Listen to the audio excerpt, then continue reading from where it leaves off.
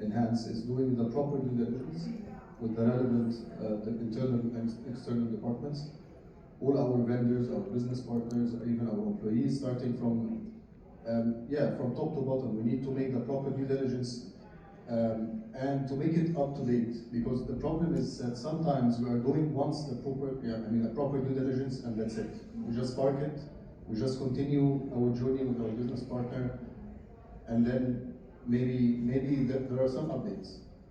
Again, some of the business partners, they come and say, oh, we have done this like last year.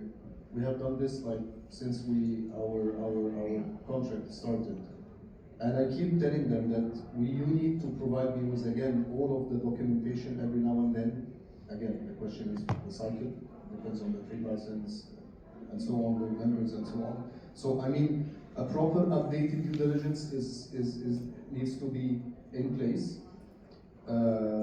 A proper communication about the business needs to be updated and communicated with the business partners and even internally.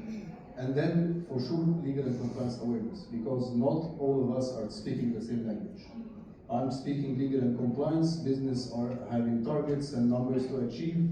So we need to fill this bridge, to fill this gap. By listening to them, they have to listen to me to understand their needs, and how can I reflect the proper due diligence and update the points of the bullet points of the due diligence on how the business can be enhanced.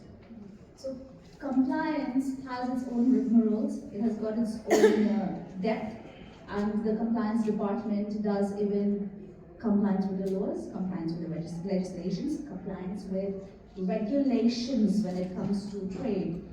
And due diligence is a must, as he says, that of course every company, all of us, we indulge in due diligence. You know what's due diligence, and you find out about with whom you're contracting, who are the parties on the other side, with whom you're having your trade contracts.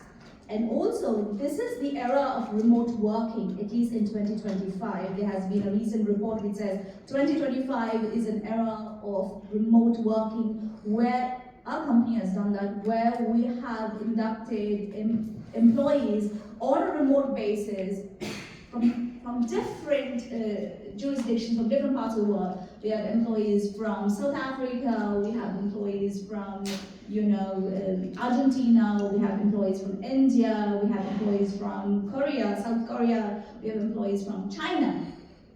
We have remote as well as on-site. Forget about on-site. When we're talking about remote working, of course, due diligence comes to play. With whom are you contracting for the purpose of rendering a particular service? So be it employment contracts, outsourcing employment contracts, or even the normal, the trade agreements or your business agreements, cross-border due diligence certainly comes to play, and that's where compliance department plays a very important role. Also taking into consideration different regulations, and there's also something called as RegTech, regulation technology, right? RegTech, where again you feed something into the system and it pops up and it says whether a particular regulation or what particular regulation is going to be applicable in a particular scenario. So what is your take on this entire aspect of enhancing risk management and compliance today?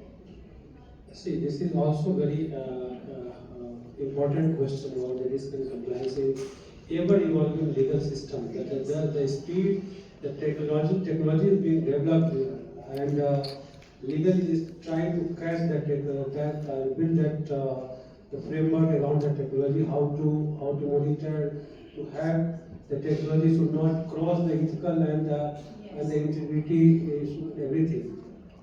I will say that what my best friend has said here. So one thing is the due diligence. And due diligence is, we take it very lightly. What is the due diligence? Everybody talks about due diligence. When we do the merger acquisition, due diligence, we're going to something due diligence. I can tell you from a very interesting, from my Indian background, I'm from India. So I can give you a very good example. So in India generally, I don't know now, I'm outside India for now 20 years, but when I was growing there, So generally there used to be arranged marriage. There was no concept of love marriage or something like that, particularly in the remote part of the small city. When the father used to find the groom for her daughter, his daughter, and a lot of due diligence, what is the boy background, what is his earning, what is the family background. So that's the importance of due diligence. So give your daughter to the right place and the right hand, the right family and everything. So since beginning we are doing due diligence. Due diligence, without doing due diligence, if you are entering into any contract, any transaction, anything is not advisable. You are going to have a great risk. Second, building that this new and evolving era of technology, like how to do the compliance and how to do the make the compliance system robust. There is so many a very good product of the GRC, government risk and the compliance software are in the market. That they duly take care of your anti-money laundering. There's anti-money laundering and KYC without doing, you can't do anything. So KYC, anti-money laundering aspect very well built in there. Particularly if you are the financial sector or the insurance sector, BFSI, that's very important for you to have this. Or in the legal firm also. Many people are in legal firm but onboarding in any client. This KYC is very important to check the background of that background. What is the KYC? The due diligence. Yes. That is the due diligence, nothing else. Then come to the data privacy. That's another aspect of data privacy.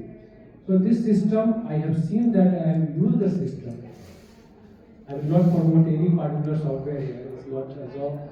I have used the system. The systems are very well integrate the consent management, the data subject rights, everything. Where, how the duration of the data, which data is being used, which data is being idle for how many years, and how to now discard this data. So this software is using a great way. Coming back to your ESG. So it is nothing new, ESG particularly. If you understand what is that, the new coined word, but ESG to segregate environmental law. Since childhood we are reading the environment law. Governance part, the board governance, the company secretaries know that the governance, what is the governance. And the social part here, in the social part is basically the labor law, a little beyond the labor law. Because in the law country is coming of the diversity and inclusion. It is still not the law is very complete. Like transgender.